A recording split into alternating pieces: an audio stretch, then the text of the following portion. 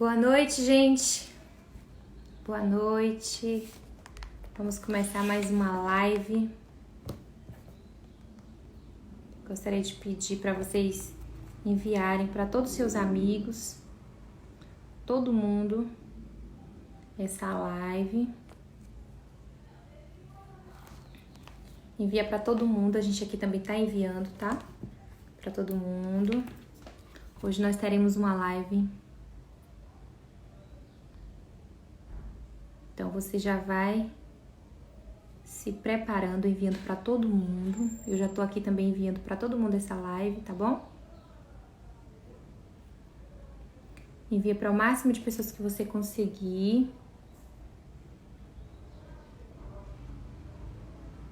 Deixa eu ver se a Janaína já tá aqui. Eu vou fixar aqui o nosso tema de hoje. A Janaína já tá entrando. Boa noite. Boa noite, Jana. Tudo bem?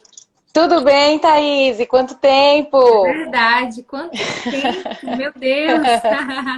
Como é que você está? Eu tô bem, graças a Deus. E você?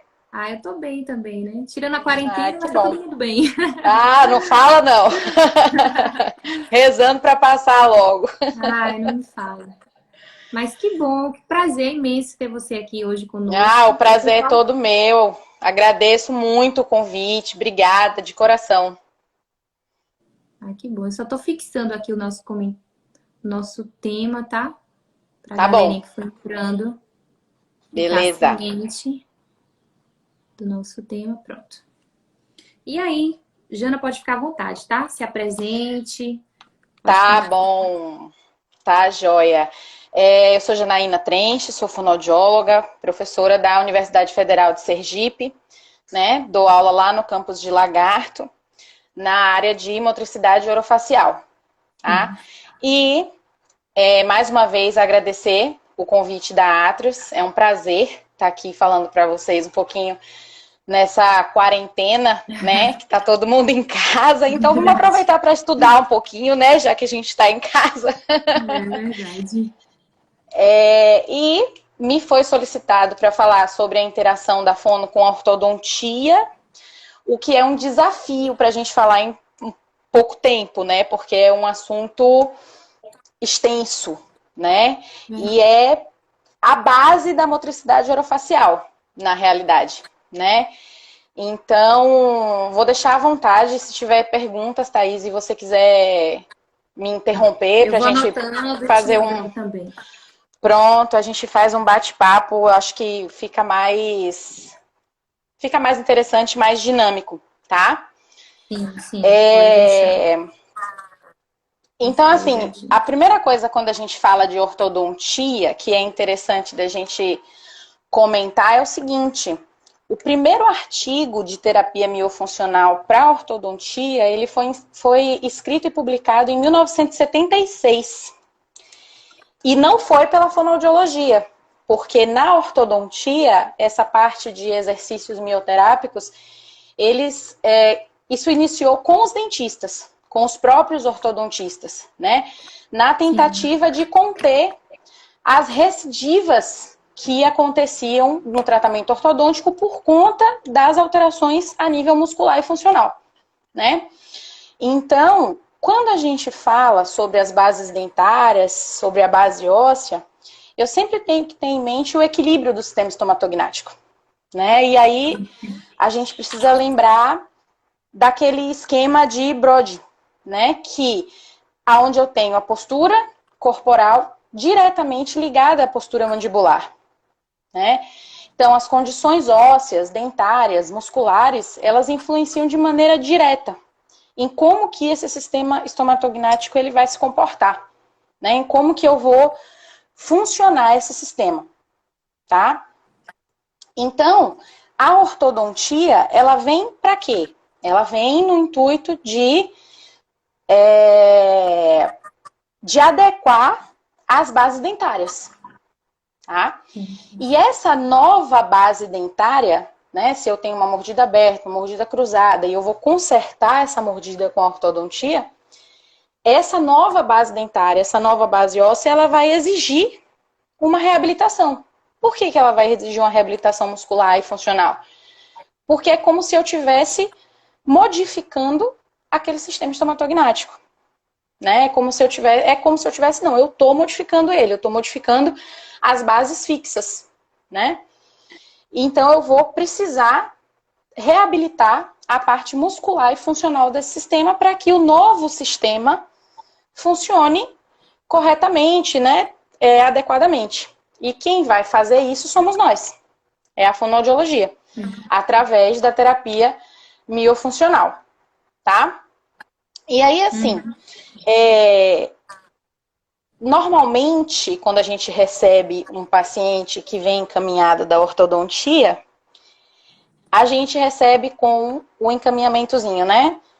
Encaminha o paciente para reabilitação de posição habitual de língua, né? Então, a gente sempre tende a relacionar a atuação fonoaudiológica na ortodontia à posição habitual de língua, né? Só que não é só isso. A gente vai falar um pouquinho mais. Tá? Não é só língua, né? Eu preciso pensar no sistema como um todo, tá?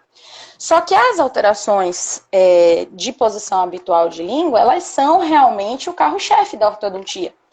Por quê? Porque normalmente é a musculatura de língua que vai desorganizar e que vai colocar em risco o tratamento ortodôntico, que vai colocar em risco a estabilidade do tratamento ortodôntico, tá?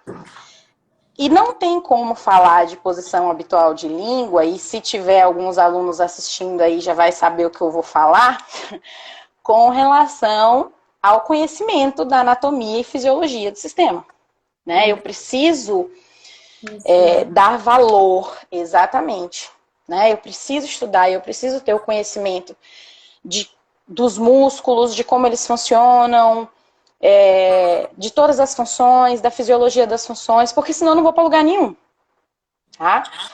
Verdade. Então, quando eu falo de posição habitual de língua, eu estou falando de uma organização da musculatura, né? Tanto intrínseca como extrínseca da língua. E avaliar a posição habitual de língua é uma coisa que é difícil e subjetiva, né? Então, assim, a dica que eu dou, a Gerlane até colocou, anatomofisiologia sempre, sempre, sempre. Preciso ter o conhecimento, senão eu não vou para lugar nenhum. Tá? Uma dica que eu dou para a gente avaliar a posição habitual de língua sempre é a pista proprioceptiva, né? Então, assim, se eu der uma pista proprioceptiva na musculatura de língua, na estrutura, eu consigo com que o meu paciente sinta melhor a língua e muitas vezes ele pode me dizer onde que está a língua dele. Porque se eu solicitar uma abertura de lábio, uma abertura de boca, se eu mesma fizer uma abertura de lábio com meus dedos, eu posso tirar a língua dele de onde ela fica na posição habitual, no normal, no repouso, né?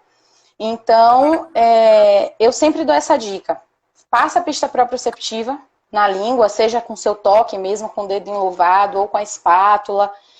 Pede para o paciente entrar em repouso e pede para ele te dizer onde está a língua dele, né? E aí eu posso ter algumas descrições. Então, eu posso ter a língua na papila palatina, encostando em palato ósseo. Eu posso ter a língua em soalho oral, que é aquela língua toda rebaixada, aquela língua que é bem larga, né? Posso ter ela posicionada entre os dentes, tanto anteriormente quanto lateralmente, tá? E essa posição de língua ela vai influenciar diretamente na execução das funções, tá? Em todas as funções. Uma outra coisa importante também com relação à ortodontia e que sempre a gente vai receber esses pacientes com alteração ortodôntica e vai estar relacionado na maioria dos casos, são os hábitos deletérios, né? Os hábitos parafuncionais, tá? E que esses dão um pouco de trabalho pra gente, né? Porque eu vou precisar, antes de qualquer coisa, ter o controle desse hábito, tá? Eu vou precisar com que esse paciente ou pare de realizar ou diminua significativamente a intensidade, frequência e duração desses hábitos, né? Quando eu falo de hábito parafuncional, a gente precisa entender a diferença entre função e parafunção, tá? Não sei se estou falando rápido demais. Estou falando rápido demais. Não, aqui pra mim não. Não, tá bom.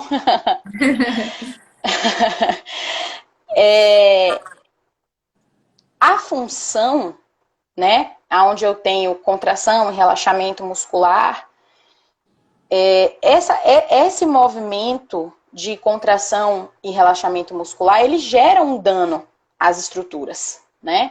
As estruturas, elas vão sofrer esse dano ao longo dos anos da sua vida, quando você realiza as funções estomatognáticas de maneira adequada, né? Isso é função. Quando você mastiga, quando você deglute, quando você fala, tá? Eu estou realizando uma força muscular com um objetivo funcional, certo? A parafunção, o nome já diz, não é uma função. Então, eu tenho uma força muscular sendo aplicada nas bases dentárias, nas bases ósseas, sem um objetivo funcional. Se eu chupo chupeta, eu estou fazendo sucção, só que eu não estou sugando nada.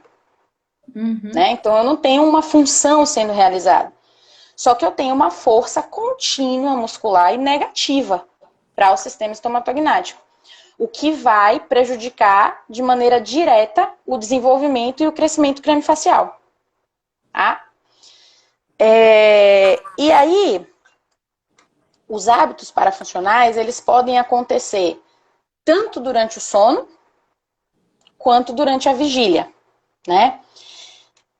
É errado a gente falar que é um hábito noturno e diurno, né? Porque você pode tirar um cochilo depois do almoço e realizar o hábito. E é durante o sono e é de dia, né? Então, normalmente a gente fala que o hábito está sendo realizado ou durante o sono ou durante a vigília, né? E durante a vigília, quando eu tenho esse hábito sendo realizado apenas durante a vigília, é mais fácil de eu controlar, né? Porque é um ato voluntário. O indivíduo está acordado, certo? Quando é durante o sono, é um pouco mais complicado, né? Especialmente quando eu falo de hábitos que não são no estilo chupeta, mamadeira, dedo, mas se eu estou falando de um apertamento dentário, se eu estou falando de uma posição onde eu encosto a mão na mandíbula, tiro o meu sistema do equilíbrio, é um pouquinho mais complicado, tá? E, além disso, os hábitos parafuncionais, eles têm uma relação direta com o emocional do indivíduo, né? Estresse, ansiedade, fatores psicossociais envolvidos também, como desmame precoce, as escolas em tempo integral, né? Isso também facilita a entrada e a permanência desses hábitos parafuncionais. Tá? Quando a gente fala de ortodontia, normalmente a gente tende a pensar na chupeta, na mamadeira, no dedo e em todos os hábitos que possam, porventura, abrir uma mordida, né? Você olha uma criança chupando o dedo, você já pensa logo na mordida aberta que ele pode ter. Só que eu preciso ter em mente de que não é só isso. E eu preciso ter em mente de que não é só criança que faz hábito parafuncional. Adulto também faz. Tá? Especialmente quando a gente fala de chupeta, mamadeira, dedo. Você não tende a perguntar para um adulto se ele chupa dedo durante a anamnese. Né? Mas tem que perguntar. Porque você não sabe. Né? E se faz? Então, sempre pensar em todos os hábitos. Eu posso ter o apoio de mão em mandíbula, eu posso ter o apertamento dentário, eu posso ter o mascar chiclete, né? Morder caneta, a sucção de língua. Algumas crianças tendem a fazer a sucção de língua. tem que ser uma investigação um tanto quanto minuciosa durante a anamnese e vai muito também do próprio fonoaudiólogo prestar atenção naquele paciente que está com você. Tá? Prestar atenção, porque às vezes ele está ali na sua frente, ele está fazendo apertamento dentário, você pergunta para ele, o senhor aperta os dentes? E ele está com o dente travado e dizendo que não, que nunca fez, nunca percebeu, né? Então eu tenho uma infinidade de hábitos parafuncionais que podem ser realizadas tanto por crianças quanto como adultos, tá? E eu não posso tirar isso de mente, tá?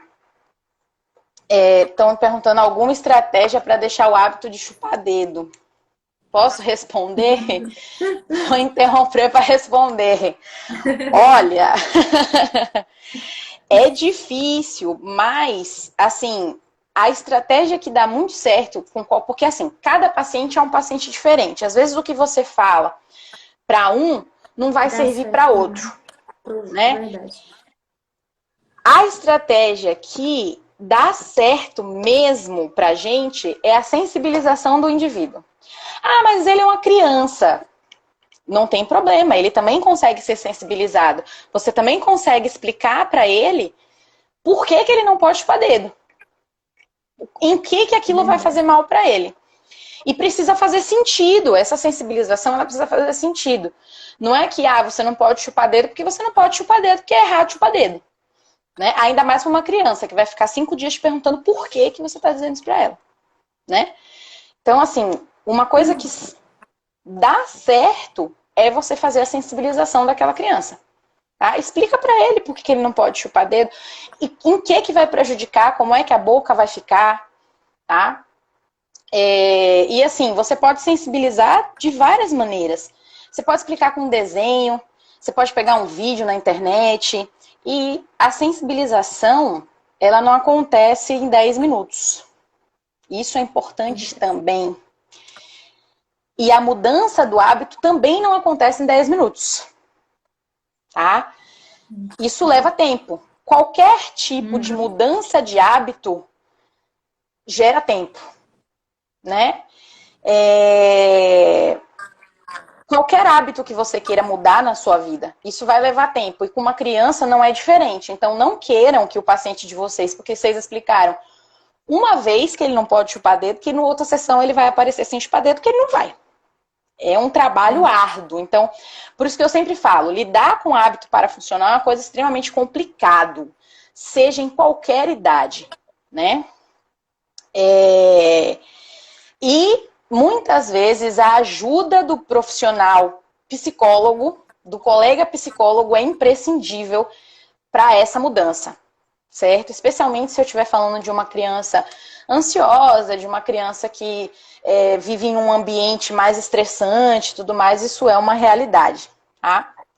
Só que quando eu tô com um paciente que faz hábito parafuncional, eu preciso levar em consideração a tríade do hábito, que é frequência, intensidade e duração, né? Essa criança, ela chupa dedo, mas ela chupa dedo como? Quando que ela chupa dedo? É o dia todo? Ela coloca o dedinho na boca só para dormir e depois, logo quando ela pega no sono, sai, ela não tá mais fazendo a sucção digital? Isso deve ser levado em consideração e é muito importante, tá? E tudo isso que eu tô falando aqui tem que ser falado para os pais dessa criança. Então, se você está sensibilizando a criança, sensibiliza o pai e a mãe também. Coloca eles dentro, eles têm que estar dentro da jogada. Tá? Se você vai sensibilizar a criança porque a criança faz sucção digital, você precisa convidar o pai e a mãe para essa sensibilização. E para as orientações. Porque a terapia, ela não acaba no consultório. Né? Ela vai para casa. Tá? E eu tô falando de uma mudança de hábito, e hábito é rotina, hábito é 24 horas. Então precisa estar em casa essa mudança, certo? E normalmente eu só vou começar a ter sucesso terapêutico em termos musculares e funcionais quando a causa, que no caso é o hábito parafuncional, quando isso for modificado, né? Quando essa causa ela for removida e retirada, tá? E aí, entram os distúrbios miofuncionais, que é, como eu falei antes, a base da motricidade orofacial e que é a alteração que o seu paciente ortodôntico vai apresentar. Né? São os distúrbios miofuncionais, então as alterações a nível de fonoarticulação, de deglutição, de fala, de fonoarticulação, de mastigação, de deglutição, respiração e sucção. Tá? Então, assim, quando a gente pensa em distúrbios miofuncionais, eu sempre tenho que levar em consideração a relação forma-função. Tá? Então, a forma, ela exerce um efeito direto na função e a função exerce um efeito direto na forma, no desenvolvimento dessa forma.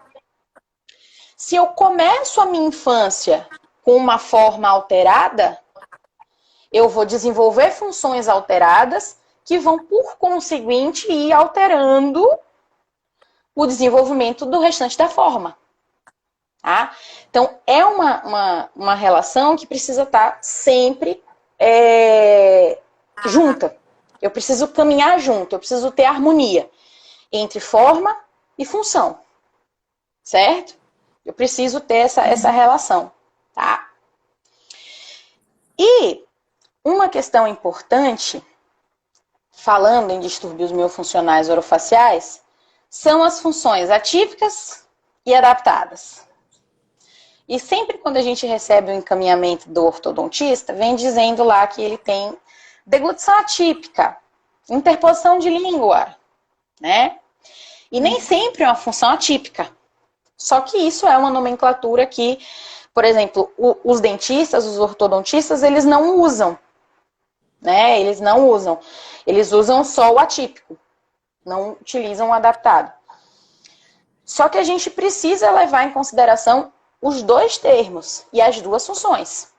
Porque eu só vou ter condições, enquanto fonoaudiólogo, de atuar na função atípica. Tá?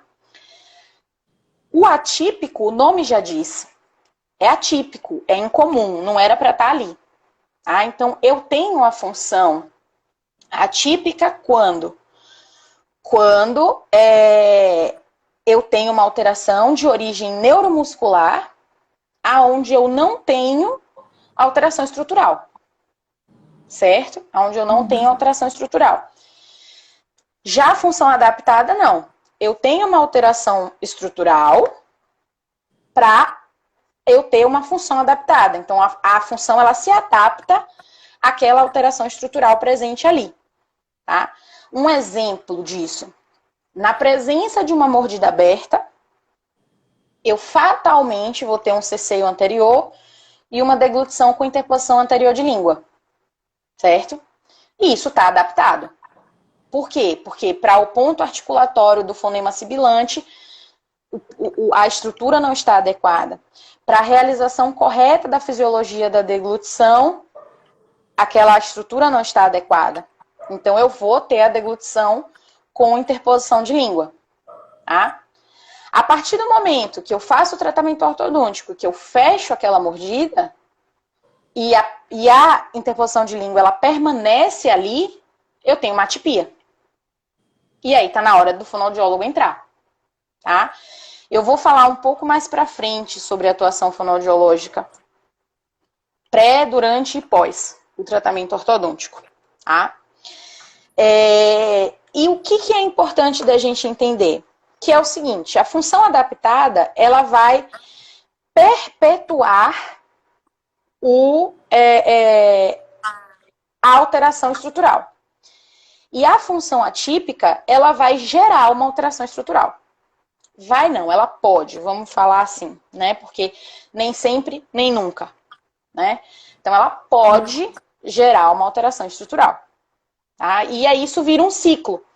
E é por isso que se eu não trato os distúrbios miofuncionais, especialmente, não dou essa atenção especial, no final do tratamento ortodôntico e após o tratamento ortodôntico, eu posso ter uma recidiva daquela alteração oclusal, tá? Por conta dessa desorganização da musculatura e da presença da função atípica, certo? E aí, eu entro numa seara de distúrbios miofuncionais chamada respiração oral, que também é uma coisa que é extremamente presente nos pacientes ortodônticos. Só que eu preciso entender o seguinte: nem todo paciente com alteração ortodôntica é um respirador oral. Mas todo respirador oral, ele é um paciente com alteração ortodôntica. Verdade. Tá? Por que eu digo isso? Porque, às vezes, a gente tende a olhar um paciente que tem um gap no vedamento labial, por exemplo, e fala assim, ele é respirador oral. E ele não é respirador oral. Quer dizer, ele pode não ser um respirador oral, ele pode ser. Você vai ter que avaliar para ver. Tá?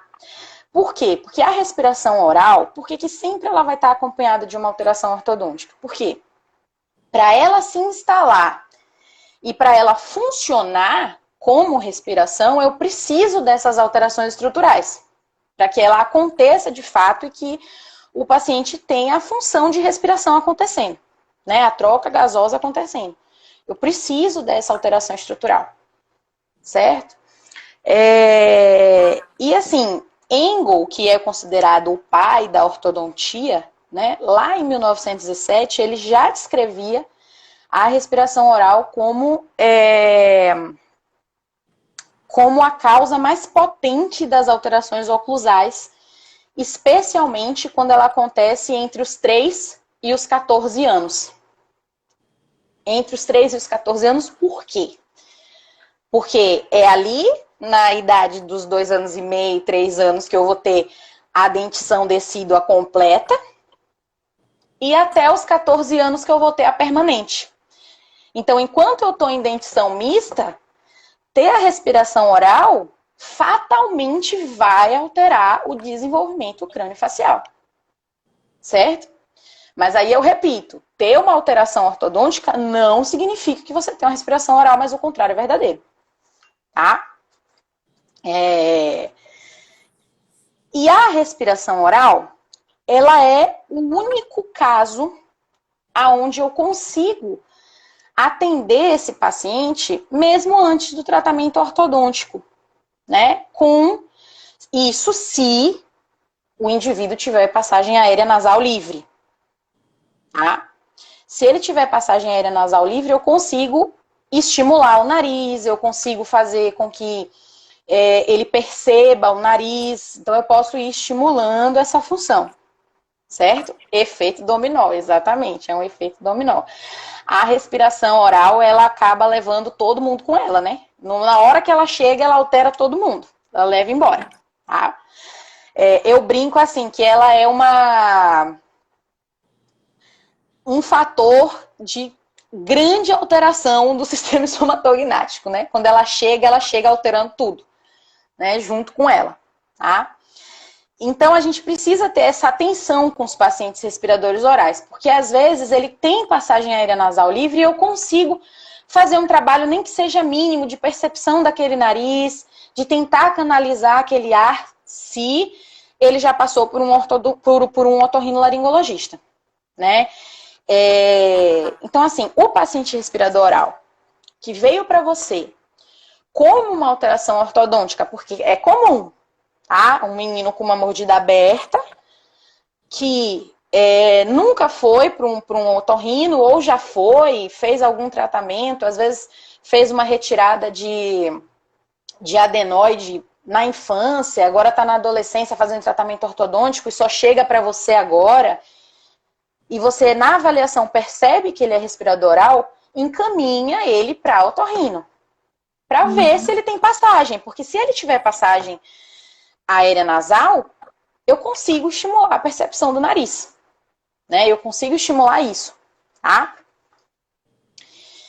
Entrando na parte de terapia, né, que a gente já está quase lá falando disso, como sempre e para tudo dentro da fonoaudiologia, é imprescindível uma boa anamnese, uma boa avaliação. né? É imprescindível que eu faça uma boa anamnese e uma boa avaliação, tá? Durante a anamnese, e aí a gente tem vários protocolos, né, que podem ser utilizados. Os protocolos básicos de motricidade orofacial, como, citando aqui o MBGR, por exemplo, ele pode ser utilizado. Agora, eu sempre digo o seguinte, com cautela, especialmente se você estiver em um ambiente de consultório particular, onde você tem tempo para fazer essa avaliação, né? Então, vamos procurar direcionar as perguntas para o caso daquele indivíduo. Tá? Vamos procurar levar para aquele caso. Então, perguntas que sempre eu preciso ter com relação a hábitos parafuncionais, com relação à alimentação, com relação à comunicação, né?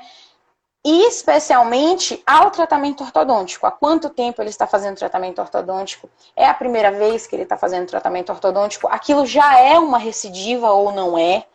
Porque a gente recebe muito caso de recidiva, né? Lá em Lagarto, na universidade, na clínica escola, a gente estava o ano passado com 3 ou 4 pacientes só de recidiva ortodôntica de mordida aberta. Então, é importante a gente investigar isso, tá? E investigar aspectos respiratórios também, durante essa anamnese. Me perguntaram a questão dos exercícios para estimular a respiração nasal. Já eu falo, tá? Quando eu for falar da atuação, eu falo. Então, assim, a anamnese, ela tem que ser uma coisa detalhada para você conhecer o seu paciente. Certo? Além disso, a avaliação. A avaliação, para os casos ortodônticos, é aquela avaliação de motricidade que a gente já está acostumado a fazer. Então, o que eu vou avaliar? Eu vou avaliar todos os órgãos fonoarticulatórios, como tônus, mobilidade, força, morfologia, sensibilidade, né? E todas as funções. Tá? Através de fotos, através de filmagens. E, importante, exames de imagem, né? O paciente ortodôntico, ele sempre vem com uma gama de exames para você, porque ele vem com aquele book ortodôntico. Então, ele vem com o modelinho, né, de oclusão, ele vem com a teleradiografia de perfil, às vezes ele vem com uma panorâmica acompanhada e tal. Então, é interessante que a gente tenha esses exames em mãos para que a gente analise esses exames, tá? Eu não gosto muito de olhar só o laudo. Eu gosto de olhar o exame, né? Eu sei que muitas vezes a gente tem essa dificuldade, especialmente logo quando a gente se forma, né? Em olhar a radiografia, entender o que aquela radiografia está te dizendo.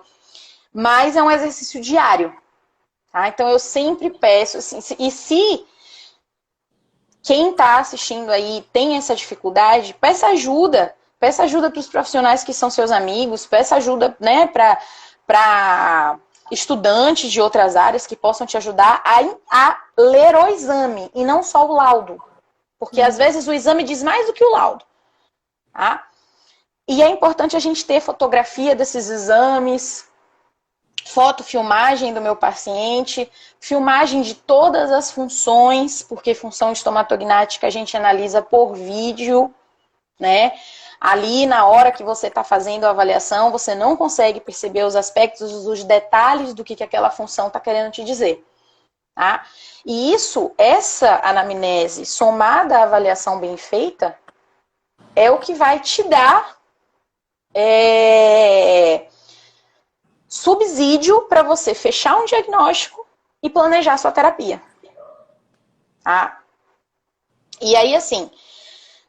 às vezes, os profissionais preferem fazer anamnese e avaliação num dia, e aí fecha e vai começar a terapia no outro dia. Eu não acho isso bom, Eu acho que o paciente já tem que sair do consultório, pelo menos com uma orientação. E tem coisa que você vai perceber de cara. De cara você vai perceber, durante a anamnese você vai perceber. E que dá para você pensar ali na hora numa orientação, até, às vezes até num exercício mioterápico que já dê para você aplicar com aquele paciente, porque ele já precisa sair dali com alguma coisa. Além disso, uma pergunta extremamente importante que a gente tem que ter na anamnese é o seguinte: por que que ele está ali? Né? Porque eu preciso ter consciência do interesse e da importância que aquela ida dele ao consultório fonoaudiológico tem na vida dele. Certo? O que acontece? Na grande maioria das vezes, o paciente ortodôntico, ele chega para você e fala, por que você veio aqui hoje? E ele vira para você e fala assim, eu vim porque se eu não viesse para fono, o meu dentista não vai tirar meu aparelho. Verdade, né? eles chegam assim. O dentista me falou que não vai tirar o aparelho, né? E aí você tem que procurar saber qual é a importância que aquela alteração ortodôntica, que aquela alteração, ela tem na vida daquele indivíduo, tá? Porque se ele está ali só porque o dentista disse que se ele não fizer fono, ele não vai tirar o aparelho, não vai adiantar nada do seu tratamento. Porque ele não vai dar importância àquilo. Então, se ele não tem uma queixa, eu preciso gerar essa queixa nele. Tá? Eu preciso dar a ele uma queixa. Como que eu vou fazer isso? Sensibilizando ele das alterações que ele tem e que eu percebi durante a minha avaliação. Tá? Então, se ele tem uma interposição de língua, se ele tem um ceceio, se ele tem uma deglutição com interposição anterior de língua, eu já vou ter que sensibilizar ele ali naquele primeiro dia. Para ele entender a importância que vai ter fazer o tratamento ortodôntico na vida dele. Tá? E especialmente com relação à recidiva. Paciente que já vem para você de recidiva, ele já vem com um entendimento um pouco melhor, porque ele já gastou dinheiro fazendo um tratamento ortodôntico, não deu certo, ele tem que fazer de novo. Né? Além do dinheiro, o desconforto de estar fazendo tratamento ortodôntico. Né? Que quem já usou o aparelho entende o que eu estou dizendo. Ninguém quer botar o aparelho de novo. Né? Então é importante que eu faça essa sensibilização e que eu crie nele essa queixa e esse interesse pela terapia fonoaudiológica, mostrando a ele a importância de fazer, porque, mais uma vez, a terapia ela não vai ficar no consultório, ela vai sair. Especialmente se eu estiver falando de um indivíduo que vai ser atendido uma vez por semana durante 40 minutos. Né? Esse atendimento, ele precisa ir para casa. Ele vai precisar fazer os exercícios em casa, ele vai precisar fazer o tratamento em casa. E isso é uma questão que, se ele não tiver orientado, ele não vai fazer. Tá? Então, a gente precisa também levar isso em consideração. Tá? E aí vem a minha terapia. Tá? Eu não sei que horas são, Thaís. Meu relógio está parado. Já são 8h15. Tem mais 15 minutos. Pronto, porque eu tô falando aqui e não tô nem sabendo que horas são. E aí vem a minha terapia, né? Aonde eu vou trabalhar como? Eu vou, através da ativação neuromuscular, através da alteração da ativação sensório-neuromuscular, né? De tudo, é que eu vou conseguir atingir a mudança de função que eu quero pro meu paciente. Tá? É através disso que eu vou reconstruir os circuitos neurais e dar a ele novas possibilidades. Tá? Novas funções, eu vou modificar o funcionamento daquele sistema. Né? E é imprescindível que, para isso, eu esgote os canais sensoriais dele, eu utilize de toda forma as pistas proprioceptivas. Então, o uso do espelho é essencial durante a terapia. Em motricidade. Com certeza. Né? Em motricidade. O uso do espelho ele é imprescindível. Tá? E de todas as pistas proprioceptivas que eu puder ter. Então, da mudança de temperatura, pistas táteis, gustativas, né? Então, o uso, que os dentistas não me ouçam, depois vocês colocam o paciente de vocês para escovar os dentes, tá? Mas assim, leite em pó, doce, né? Tudo que eu puder usar para estimular a gustação e estimular a propriocepção, eu quero usar, tá? E para finalizar, quando eu falo de ortodontia, existem possibilidades e limitações terapêuticas, né? Eu tenho que saber exatamente aonde eu posso ir, como eu posso ir, até onde eu posso ir, onde é que eu vou parar, certo? Porque eu tenho as atuações que são pré-tratamento ortodôntico, eu tenho as alterações, eu tenho o tratamento que é durante o tratamento ortodôntico e eu tenho o tratamento que é pós o tratamento ortodôntico. Tá? E aí é o seguinte, existem linhas de tratamento. Tá? Tem fonoaudiólogo que atua no pré-tratamento fazendo exercício miofuncional, né? Não é a linha de tratamento que eu sigo, tá? Então, assim, no pré-tratamento ortodôntico, quando as funções ainda estão adaptadas, eu não acho válido a gente fazer terapia. Por 2 motivos. O primeiro, fisiologia. Eu tenho uma função adaptada. Você não vai conseguir fazer com que o menino mude o padrão de deglutição dele se ele tiver a presença de uma mordida aberta.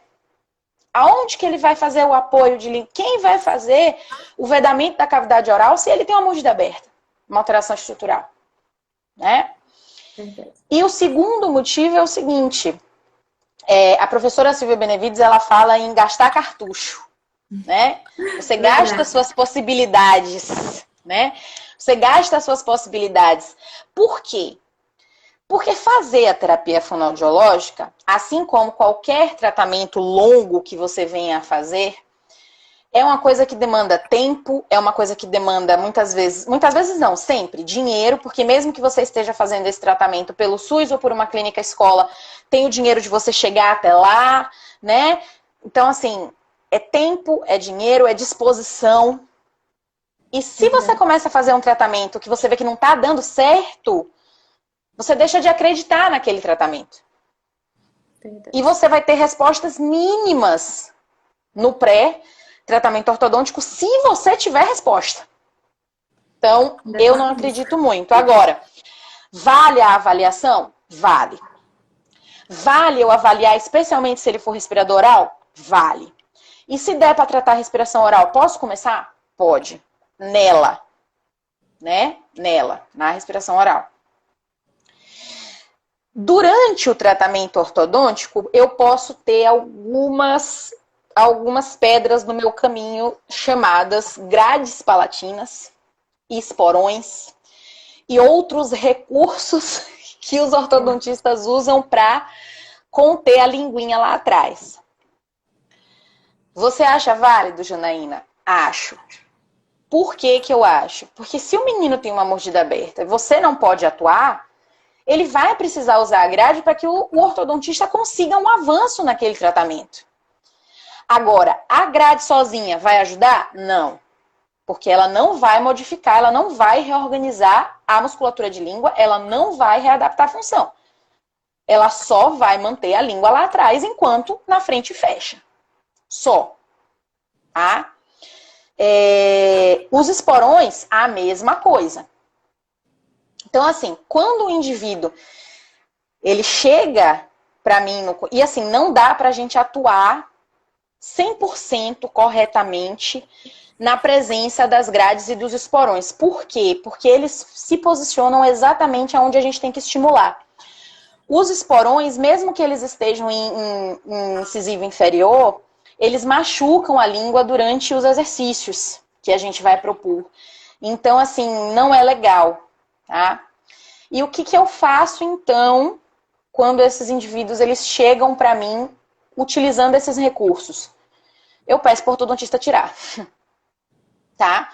Eu ligo, eu entro em contato com o ortodontista,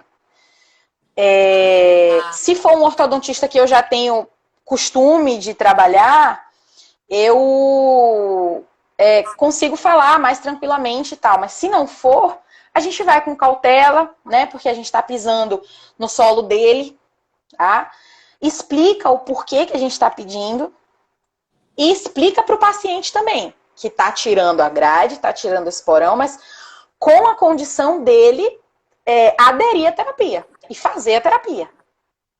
Tá? Porque o ortodontista vai tirar e aí tá tudo ali, a língua ela pode ir para frente, ela pode prejudicar o tratamento ortodôntico, então o paciente ele tem que estar alinhado com você, tá? Para poder fazer a retirada desses recursos. Então, assim, eles são recursos válidos, sim. Especialmente quando eu não tenho condições de fazer a terapia, tá? São recursos válidos, sim. E aí, durante o tratamento ortodôntico, eu também tenho momentos. Eu posso começar a fazer alguma coisa e parar e solicitar uma alta assistida para o meu paciente. Então, em vez dele vir toda semana, ele vai vir a cada 15 dias, ele vai vir uma vez no mês para eu ver como é que está o andamento do tratamento ortodôntico e ver o que eu posso fazer a mais ou a menos, tá?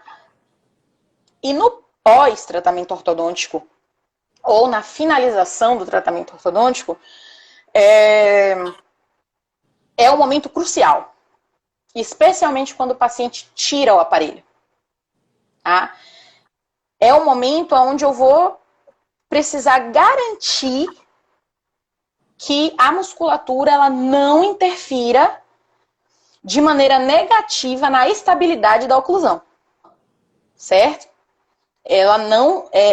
Eu preciso dar essa garantia ao tratamento ortodôntico. Certo? E assim, tenham em mente que é uma responsabilidade sua enquanto profissional? Mas o paciente precisa estar alinhado com você. Por quê? Porque quando o ortodontista encaminha o paciente para a fonoaudiologia, a responsabilidade é da fonoaudiologia, acabou. Se der qualquer coisa errada, se o paciente não faz os exercícios e o tratamento ortodôntico recidiva, a culpa é de quem? É da fono. E às vezes a fono está fazendo tudo certo. E o que você faz, Janaína? Eu entro em contato com o ortodontista, tá? É imprescindível essa conversa, essa interação entre os profissionais. Se você percebe que o paciente ele não está colaborando, ele não está ajudando, você já fez de tudo, você já sensibilizou, você já conscientizou, você já fez de tudo, tem que falar para o ortodontista. Que ele está fazendo, ele está dizendo que está indo para fono, mas ele não está indo para fono, ele só está aparecendo lá no consultório e fazendo só com você os exercícios. O ortodontista ele tem que saber, tá? E aí, tá me perguntando aqui se eu tenho protocolos em conjunto com o ortodontista e como que eu faço essa prática, se tem apenas conversa e tal. Ó, eu costumo muito sempre conversar com o ortodontista. É mais fácil você ter protocolo de interação quando você trabalha no consultório dele, né?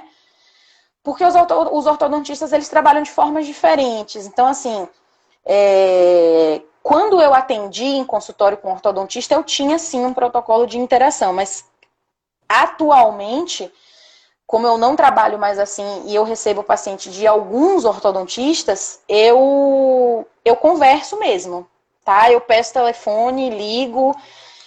quando o paciente não tem o telefone, o celular do ortodontista, eu ligo na clínica, eu procuro e converso com o ortodontista mesmo. É a base da conversa mesmo, tá? E assim, eu sempre falo para os meus alunos o seguinte, não tenham receio de ligar para o outro profissional, de falar com o outro profissional. Não, você é tão profissional quanto. Não tem que ter receio porque ele é o ortodontista e eu vou pedir para ele tirar a grade. Não, se você tiver... segurança de que aquilo vai facilitar o seu tratamento, liga para ele e conversa com ele. Você é tão profissional quanto, tá? E vai te ajudar, vai facilitar a sua vida. E a do paciente e a dele. Então é um ganho mútuo, certo? É um ganho mútuo. E assim, a atuação fonoaudiológica no paciente ortodôntico, ela tem que sempre ser vista de maneira muito individual. Muito individual. Não existe receita de bolo. Eu sei que muita gente já ouviu isso, mas é uma realidade. E a gente precisa sempre repetir. Não existe receita de bolo. Não existe... qual é o exercício que você faz para musculatura intrínseca de língua? Depende. Depende do paciente, depende da... Se você conhece anatomia e fisiologia, você consegue fazer todo o seu planejamento com todas as estratégias para todos os objetivos que você quiser fazer. Né? Você vai recrutar a musculatura que você conhece. Se você conhece como ela funciona, você consegue identificar o que está errado e colocar para funcionar certo. E recrutar de maneira correta. Então é tudo muito individualizado. Sempre. Tá? Sempre muito individualizado. Tá? Cada paciente é um paciente e isso é um fato, assim. Não fiquem chateados porque se alguém veio para essa live achando que ela vai falar dos exercícios. Não tem como a gente falar dos exercícios. Tá? Não tem como a gente falar dos exercícios porque é muito individual. Para cada indivíduo a gente vai utilizar uma estratégia. Às vezes uma estratégia que dá certo para um não dá certo para outro. Tá? Agora, se você conhece anatomia e fisiologia, você consegue fazer terapia com qualquer paciente. Tem que conhecer anatomia e fisiologia. Sempre, sempre, sempre, sempre. Tá? Eu acho que eu falei o que eu queria falar. Foi ótimo. Não sei quanto tempo deu aí. Foi ótimo, foi ótimo. Que bom. Aqui tem alguém perguntando sobre exercício para respiração nasal e outra aluna está perguntando se você mostra fotos e vídeos de mordida aberta para crianças pequenas, para orientar. Mostro. Não é um recurso assim que eu uso sempre, não, mas assim, é um recurso que dá certo, especialmente se a criança já estiver numa hora que você tem que fazer um tratamento de choque, né? Então, mostro. Eu não tenho nada contra isso, não, tá? A gente tenta mostrar de outras formas. Se não der certo, a gente parte para o tratamento de choque mesmo, para ver se a gente consegue sensibilizar, tá? Com relação à respiração, tem um livro chamado Terapia Fonoaudiológica, que é da Giedre e outros colaboradores, que tem um capítulo de respiração oral que é muito bom. É um livro branquinho da Abramo, que tem um capítulo chamado Terapia Fonoaudiológica na Respiração Oral. Eu indico muito, tem algumas estratégias bem legais ali, tá? O que você puder fazer para estimular e canalizar o ar pelo nariz, para proporcionar a propriocepção nasal, você pode fazer, certo? E aí vai de criança para criança, se você estiver falando de criança, né? Para adulto, só é um pouco mais monótono a terapia, porque você não pode usar muito lúdico, né? Para criança, você consegue dinamizar muito utilizando o lúdico, né? E aí facilita um pouco, tá? Olha, se tem mais alguma pergunta aqui. Tá bom. Deixa eu olhar aqui também. Não, tudo ok. As perguntas todas ok. Deixa eu ver. Janaína, você já começou o trabalho com MO assim que se formou? Tem alguém perguntando? Assim que eu me formei. Tá? Nunca trabalhei com outra área. Verdade. É verdade, né, Thay? Você sabe. Eu lembro. Sempre trabalhei com motricidade, desde a graduação que eu tenho na cabeça que eu ia trabalhar com motricidade, então fiz toda a minha carreira dentro da motricidade orofacial, sempre. Tá? Pronto, tem alguém perguntando aqui, Flávia, deixa eu ver, ela disse que tá mais pra cima. Conheço uma criança que já tem 2 meses só com essa grade, mas sem aparelho em si. Dessa forma, não tem como iniciar o tratamento de fono, né? Não tem. Ela tirou o aparelho e ficou só com a grade, é isso? Pelo que eu entendi, sim. Só com essa Na verdade, grade. Mas não sem é o que aparelho. não é que não tenha como você iniciar. Você tem. Agora você vai ficar muito limitada, porque a grade ela fica exatamente na papila palatina. Então, os exercícios de língua que você vai fazer para estimular a posição habitual adequada, você não vai conseguir fazer porque a grade está ali, tá? Às vezes o ortodontista tira o aparelho E enquanto o paciente não arruma uma fono, ele deixa a grade, no intuito de tentar minimizar ou tentar evitar uma recidiva naquele tempo que o paciente está procurando uma fono, certo? E aí ele pode ficar com a grade. Mas assim, sua terapia vai ficar extremamente limitada. O ideal é que você converse com o ortodontista para tirar a grade, tá? E com o paciente, que vai tirar a grade e que ele também precisa ajudar, certo? O ideal é conversar mesmo com o ortodontista, tá? Ok. Inclusive porque o ortodontista fica te conhecendo. Isso é muito importante. Tá? Porque às vezes, quando eu dou aula na especialização de ortodontia, uma grande reclamação que eles fazem é assim: a gente não sabe para quem encaminhar.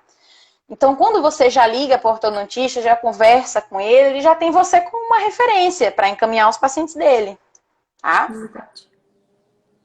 Isso é ótimo. Viu? Tá bom, Jana. Eu acho que terminaram as perguntas. Tá bom. Não tem mais nenhuma pergunta.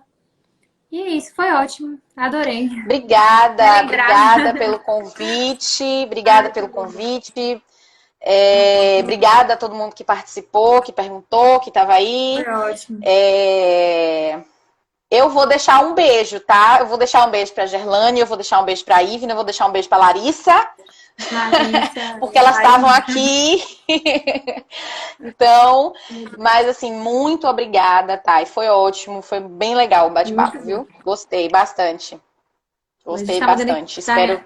Estou recebendo várias mensagens aqui que adoraram a aula. Querem bicho, querem que bom. mais. Que bom, que bom, que bom, que bom. Tô sempre à disposição. Quando precisar. Tá certo. A gente vai marcar outra também. Viu? Tá joia, Tá beleza. Bom? Tá bom, Jana, então. beijão, Tá bom. se cuida, tá bom? Beijo. Um beijo. Forte Boa abraço. noite, viu? Tchau, tchau. Boa noite. Se cuida nessa pandemia. Viu? É verdade. Beijo. Um Beijo. Tchau, Tchau. gente. Obrigada. Tchau. E até a Obrigada, próxima. gente. Boa noite. Boa noite. Boa noite. Tchau, tchau. Boa noite, gente. Estamos encerrando. E em breve a gente tem mais lives, tá bom? A gente vai estar divulgando. Em breve a gente vai marcar com Jana novamente, tá bom? Um abraço para vocês, se cuidem. E em breve a gente tem mais novidades para vocês, tá bom? Um abraço.